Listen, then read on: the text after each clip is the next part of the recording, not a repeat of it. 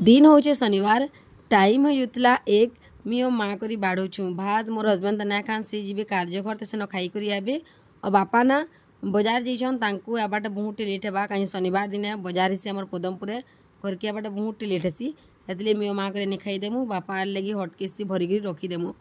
अमी ना माँ के केबे भी बाढ़ी कर ना दिए कहीं ना दिए हेटा भी सुनी पक आमर माँ मना करसन जब तक मोर हाथ गोड़ चलुवा मी निजे बाढ़ी करी खाएमी जबे हाथ गोड़ पड़ जा तापर जाकि बाढ़ी कर देव बोलसन हेल्ले जिते मुझे नुआ नुआ आली ना बाढ़ी देमी बोले मत मना कर तो मना कले बेले से मुझे भी ना देली और काଣା काଣା बनी आपण मैंने देखी पकुन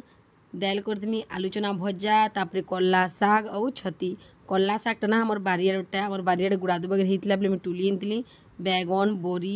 टमाटर देकरी खड़ी थी बहुत भल लगुला पूरा टेस्टी और के एंता खाएस जो मत कह लास्ट जिन भात गुड़ा दूथी ना सब तुन की सानी करी के खाएस कमेंट कह मुझे एंता ही खाएसी मत एंता ना खेले ना खाला बगैर भी ना लगे